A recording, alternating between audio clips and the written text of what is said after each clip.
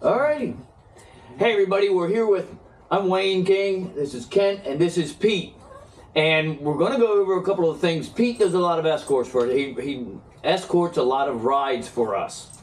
And we're going to go over how this works in Pennsylvania. Now this is Pennsylvania specific. I mean, you don't get into Maryland and Delaware or surrounding states, correct? Pennsylvania. Yeah. Different states have different statutes when it comes to motor vehicle professions. Yeah. So if you're in Pennsylvania and in Pete's area, he's from the York area. Yeah. But we're in Lancaster, but he does a lot of rides in this area. And he's going to go over a little bit about how this works and why, when he is escorting a ride, what needs to take place and why it's legal to do it the way we do it when he escorts a ride. Do you mind just giving a little bit of an introduction and how you got started doing this? About approximately 6 years ago, I was on a church emergency medical responder medical team for bikers, and I just got tired of being at funerals of bikers. Yeah. We can only stop so many funerals, but yeah. I figured to use my skills, the skills I have in emergency medical response and the human body and tactical driving, that type of thing, it came to me to start escorting these rides.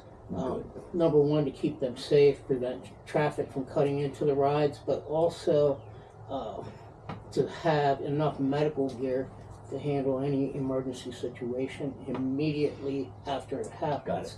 It takes public EMS approximately 10-20 minutes, sometimes longer, to get to the scene of an accident, and literally seconds save lives. Yeah. So, hence I started the medical escort service, the volunteer medical escort service. That way I'm prepared, and usually have other people on the rides prepared as well, to immediately block traffic in the event of an accident, and then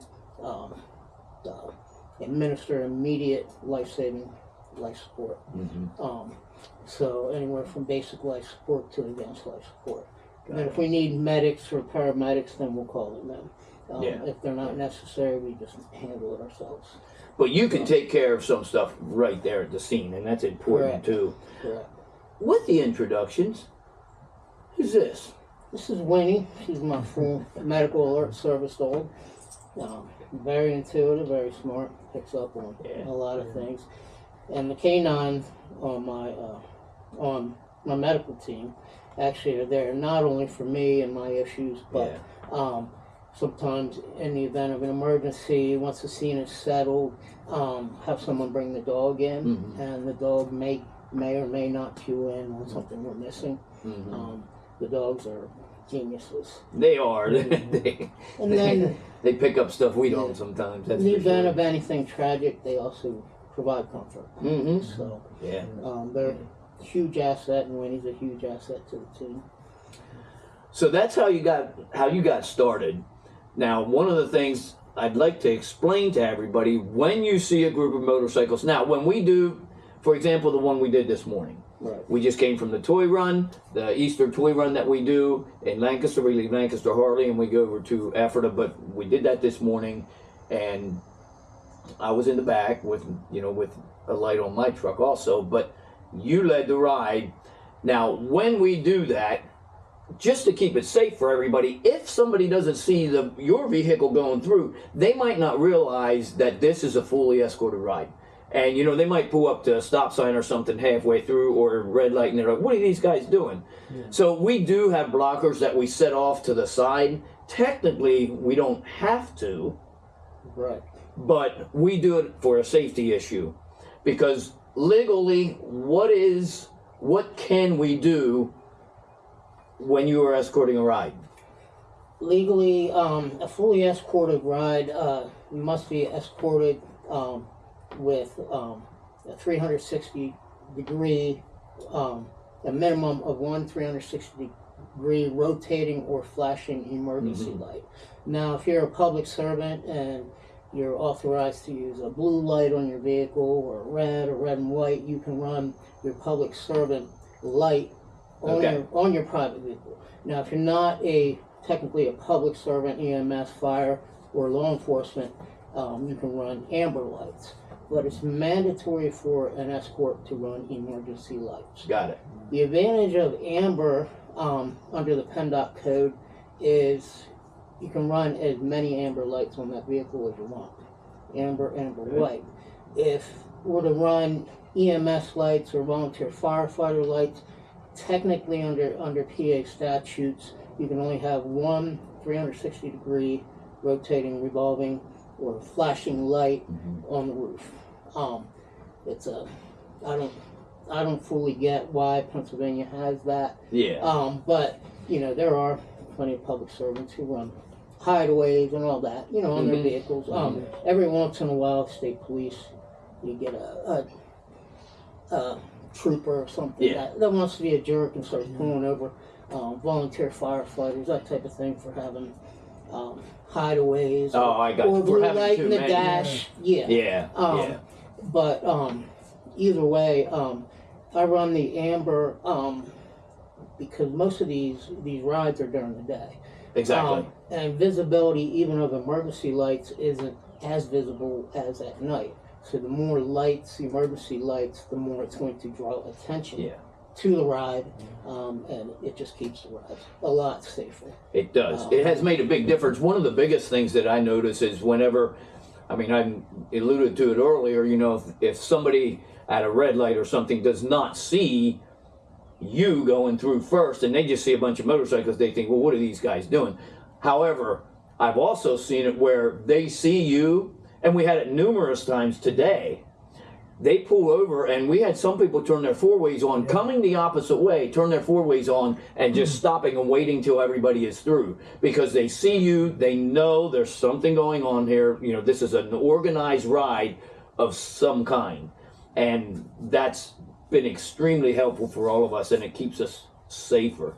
Now, with Pennsylvania, I know I've read through the code. Do you mind explaining a little bit? Number one, what you had to do, or how you learned about it, or what kind of training you had to do to tie into this, and what does Pennsylvania say? Because I know from conversations with you that we have the same rights as funeral processions. Correct. When it's fully escorted. Correct. So, what vehicle code?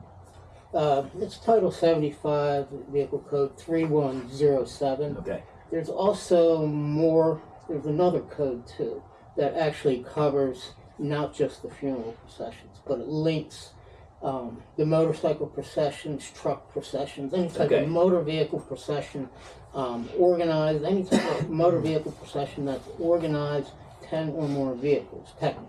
Gotcha. And fully escorted from the front and the rear with the emergency lights. It gives the procession the right to go through red lights, stop signs. Now, the lead vehicle or lead escort or lead motorcycle, if that's the escort, has to stop at stop signs, red lights, that type of thing. But once the lead vehicle stops at a stop sign or a red light and it turns green, once that lead vehicle proceeds through the traffic light or the stop sign, no one in the entire ride is to stop for a stop sign or a red light. Gotcha. Unless in an emergency situation you see some oncoming traffic barreling down and you know they're not going to stop, obviously use common sense. Exactly. But the reason for this law that protects these motorcades, it's a major safety law, because if a motorcade had to stop for every stop sign, red light, then what you're going to end up is 20 different rides. And then everybody trying to get caught up to each other, and it's extremely unsafe. Exactly. And then you end up with other vehicles in your procession that don't belong. Right. And under the Pennsylvania statutes, it's illegal to intercept in an organized escorting ride of any sort. You cannot enter into it unless you're a part of it. The only people that can would be law enforcement, EMS with lights and sirens. Gotcha. We have to yield to them. We have to obviously, yield to them. of course. Exactly. Outside of that, the escorts have full control of traffic, have the same authority as law enforcement to control traffic, not to arrest people, issue citations, anything. Right. But traffic must yield to the escorts and to the ride. So we do have the authority to control traffic when it comes to the ride. Exactly. See, that's very important. You said a couple of things there that a lot of people miss, I think, you know, because one of the things is, now, you're leading the ride. You have to make a complete stop at that stop sign. But when the lead escort vehicle proceeds through, nobody else has to until the end.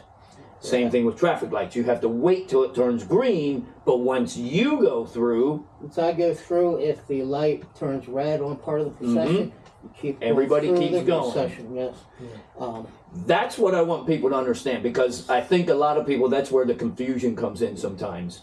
Now, we still, like I said earlier, we still put blockers there just because in case they didn't see your vehicle, the lead vehicle, or not just yours, whoever's leading it, whoever is the escort, the official escort that can lead vehicles through. If they don't see that, that's why we put the blockers out, because again, it's a safety issue. But that's important for people to understand. So that's part of why we're doing this video, just so that people understand this is how it works. And when you're escorting a vehicle or a motorcade or a ride, whatever, that's the legal aspect. Right. It's the escorted rides from the front and the rear that make it legal for the motor vehicle procession to travel through red light stop signs. Perfect. Technically. Now, there's plenty of rides that don't have escorts, and you know, they follow that, and law enforcement, we've never had any issues on unescorted ride of, you know, the lead bike or whatever vehicle stopping and going, and the rest of the procession not stopping for lights. But technically, when it comes to legality of it, it is the escorted rides that makes it legal. And you must have an escort in the front and in the rear. And one in the back. And that's a designated escort. Anyone can be an escort, can be the designated escort. Now, obviously, you want escorts that know what they're doing. Know what they're doing, exactly. That's very important. You don't want an escort that's out there and doesn't know what to look out for, that type of thing, because we are responsible for the safety of that ride. Exactly. And that's the whole purpose of having the escorts. It's the whole purpose of the law allowing rides to go through red light stop signs once the lead vehicle proceeds through a light or a stop sign. It's a major safety thing. I've been on rides occasionally where the promoter is like, we're going to do this legally, and we're going to stop at stop signs and red lights and all this, and I'm like, oh. Yeah, it's at the last minute they're work. Doing this, and they're loading on the bikes, and I'm like, here we go. And needless to say, the ride gets cut into 15, 20 different rides. People are trying to get caught up. Cars are intercepting. It's extremely dangerous, extremely frustrating. And I remember one ride where a promoter did that, and I'm like, oh. And I was the tail escort on that. Of course, I get lost. So exactly. My job, you know, protecting the ride from the rear, it's useless, because I'm only protecting a few bikes or actual, you know, vehicles, cars that were in front of me on the ride. But and then we get to the first stop, and I hear everyone complaining about, like, what's, you know, I'll gather them together. You know, in this instance, I gathered them together, and I said, look, this is how rides need to be run. It's fully legal. It's, you know, where the promoter gets it, you know, that the ride can't go through red lights or through stop signs. That promoter did not know Pennsylvania statutes. And so once we reorganize the ride, things go smooth. And you know, it's greatly appreciated when the ride goes smooth. And and we greatly appreciate that you help, that you do our rides too. I mean, it makes a big difference. It is major. It's major. It's major. And again, today, no glitches. You know, everybody. Now, it does help when, I mean, obviously you've been doing rides for us, going on 4 years, I guess, something like that. but 6 years. I don't know how. well, many for years, us but you're- personally, you're- I think you're this is riding we're in our. I think this is the 4th year that you've been doing rides for us, and that's why we keep getting you back. You know, because we know you know what you're doing, you know how we run the rides, and so we don't, you know, as promoters, you don't have that issue. You know, Right. we know, and we tell people at the briefing how the ride is going to go. They know you're leading, and that's huge. That's major. So, you know, we still have, I remember a funeral procession, and I'll give this example. There's still some, and I don't call them idiots. I mean, because they really act ignorant sometimes. But we were actually doing a funeral procession one time, which I thought it was pretty common knowledge that anytime it's a funeral procession, you're good to go. You know, but we had a CDL driver. We're going, you know, the light changed. The light was green for us. We went through, it turned to red, and a CDL driver, it was a big truck. He starts slowly moving forward and blowing his horn, you know, like, we're like, no, you are not allowed to, and we kept going. I forget if somebody pulled over to block at that point in time or not, but I think they did because they had to block him because he kept pushing his way. he kept trying to push his way forward. That's somebody that has no clue as to what the law actually is, you know, so you're going to have a little bit of it sometimes, you know, no matter what. But today, and I was in the back, I couldn't see the entire line the whole time, but a few times that I could, you know, coming up to the red lights and stuff, you know, I could see everybody if you, depending on where I was located, you know, if I was up on a little bit of a hill, you know, and I could see. And no, I mean, it went great today, and you're a big part of that. Yeah. It's always awesome when the ride's over and it's completely safe. It's smooth, safe. I mean, we try and do pre-rides, and we do that. We do several pre-rides, and we go over and we go over the blockers, and that helps a big, tremendous amount. Yeah. And last night we changed a couple things, and it actually made it really smooth today. Really did work out well. That's another thing that, you know, with the legality of it, the only thing that can happen, that I'm aware of anyway, is if you call, we usually call the municipalities before the road captain, he calls everybody and says, hey, we're coming through, this is the ride. Sometimes they ask for a route, sometimes they ask for a flyer, sometimes they don't. I mean, we've had times, you know, like Effort has been great to deal with, and you know, Tank said, hey, they said, we know you're coming through, we appreciate what you're doing for the community, do your thing. You know, now, they knew you were doing the Escort, so it was a fully escorted ride. But we have had times, I'll use Lancaster City the one time for an example. Again, they're very friendly to what we do, especially with when we do it for Good Samaritan, because they have a shelter, they have a location in Lancaster City. And the one year we went past there, and they said, listen, we don't have the manpower to have somebody at every light, but we'll get the main intersections. You guys do your thing. Block the intersections that you need blocked and ride through. So we did that. A year later, I called to see if we could do it again. And they said, not this year. They had 2 other events in Lancaster City, and they said, we're going to ask you to avoid the city this year because it's going to create too much havoc. There's too much traffic already.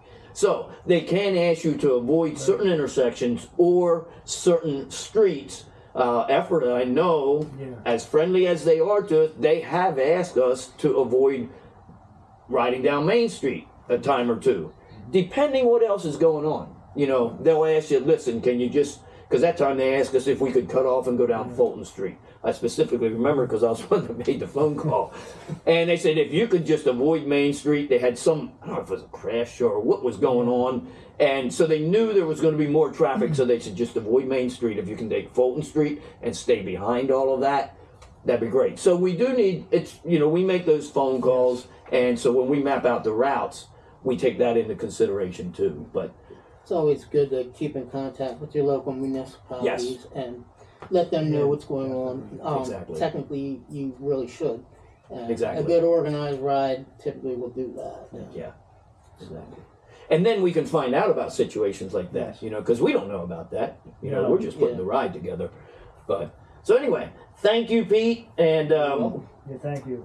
you know, I wanted to get this out there to people so that it can help people understand. And share this to people, even if you're not a rider, if you don't ride motorcycle or whatever, you know, share this to people so that they know what's going on, so that when they see a motorcycle ride like this, and especially if they see, you know, Pete or somebody that's the ride's escorted, they know to just, you know what, you have 2-3 minutes of patience and you relax, let everybody get through, everybody's safer, and we're good to go.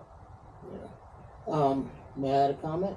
Yes, you can. I hope you. I want you to. In regards to the idea that came to do a medical escort versus just a standard escort, I personally would like to get more of a team started so that more rides can have medical escorts. You don't well, a lot of people don't look ahead to if a major accident happens, or even just one bike going down major. More or less the domino effect of many bikes, and it's not just the bikes, it's the other motor vehicles involved in a crash. It's extremely important to be prepared with enough medical gear, whether it's bandages, tourniquets, cardiovascular things, CPR masks or bag valve masks, you name it, but trauma gear. Too many people, there are people out there who have what I call little boo-boo kits. The basic first aid kit. The basic first aid kit isn't going to do much in a major accident, and especially, you know, when we're involving motorcycles. You know, it's bad enough the accidents that happen with cages, motor vehicles, or more.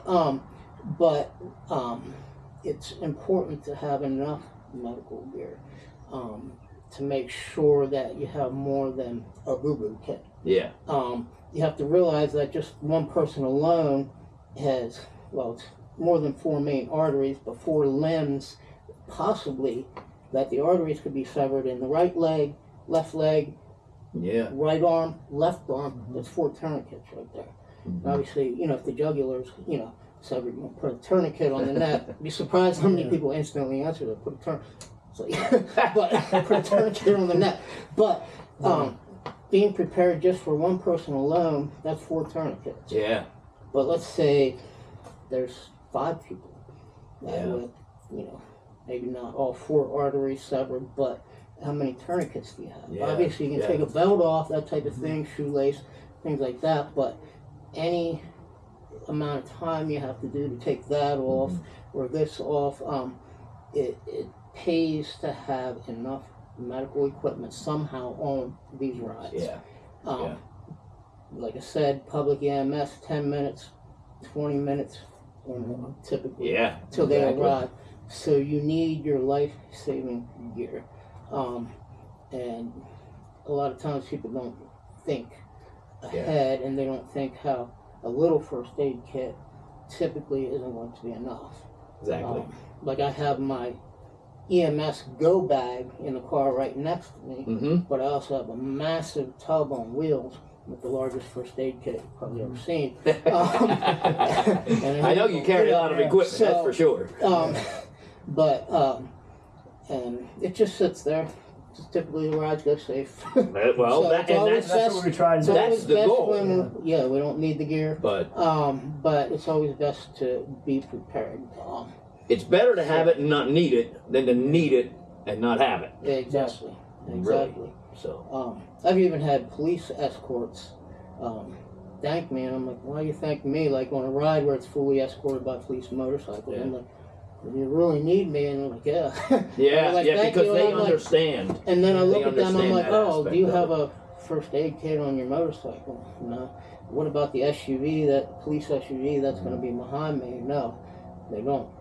So not all do. I know some police vehicles do have, you know, defibrillators and small first aid kits, but then it dawned on me the importance of the medical escort compared to a law enforcement escort. Law enforcement, obviously, you know, people tend to yield more to law enforcement than they do other escorts, although I typically haven't had any issues.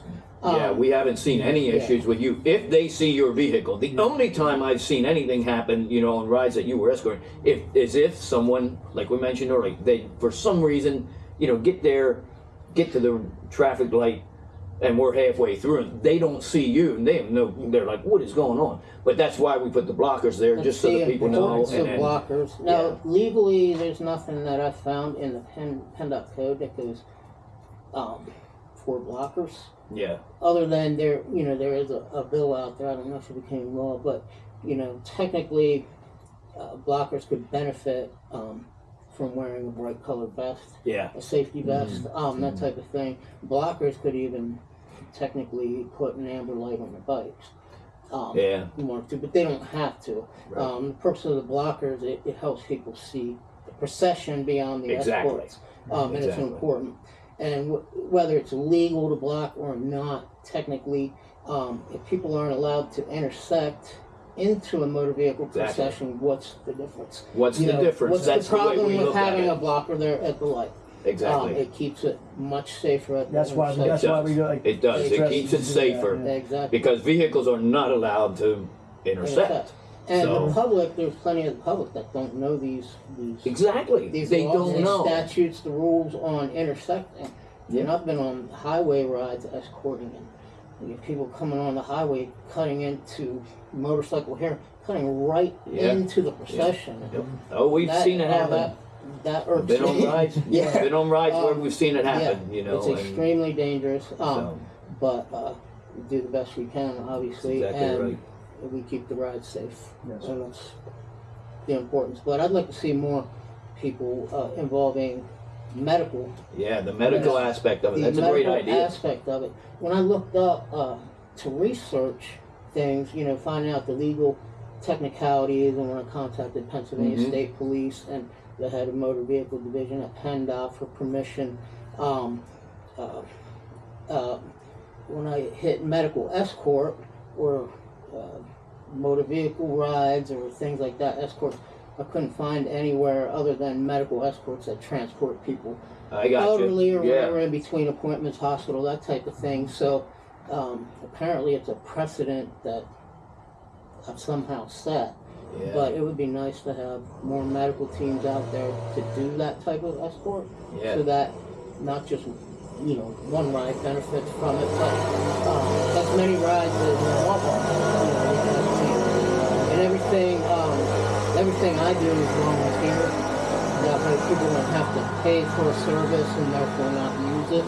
I know. And you take money from the charity. I prefer to volunteer. And that's another thing we appreciate because, and I know we usually, as a club, we decide at the end of the year, you know what, we're giving you something, but you've never charged us for anything. You've never charged us for gas, for your time, and I mean, obviously we appreciate that, but to be honest with you, if you would charge us a little something, we would understand. Next put it ride's that going to way. be $5 grand.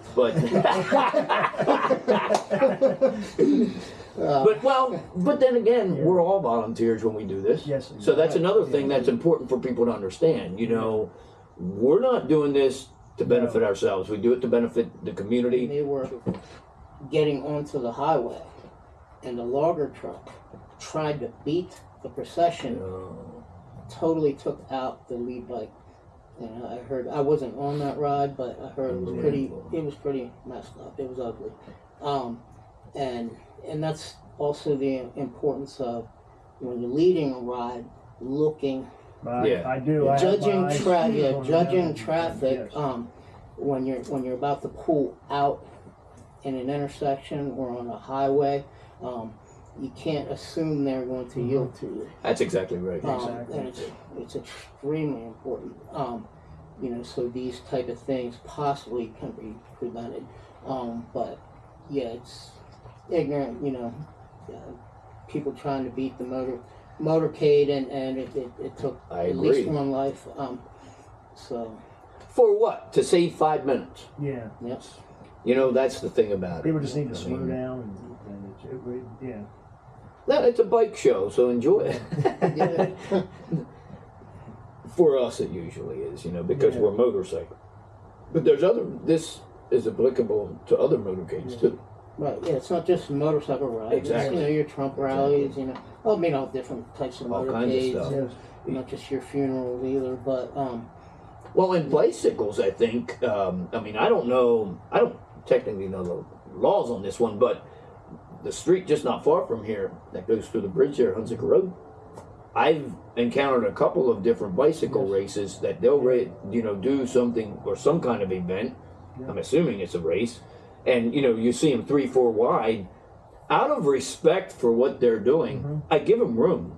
And if I see a couple of them coming and, they don't want to stop at the stop sign if they don't have to, I'll back off. Let them come through. And most of It's them a are doing matter of charity respect. or for raising money for somebody. Exactly. It's the same Exactly. thing I don't we're always doing. know the reasons, Yeah. but it doesn't matter. It's a matter of respect Yeah. and saying, you know what? They're obviously doing something that's organized. Let them do it. And so, but hey, thank you. you're welcome. Anytime. So I hope you learned something throughout this video. And next time you see a group of motorcycles or a motorcade of some kind, just stop and think about the reason why they might be riding or doing what they're doing, and give them room.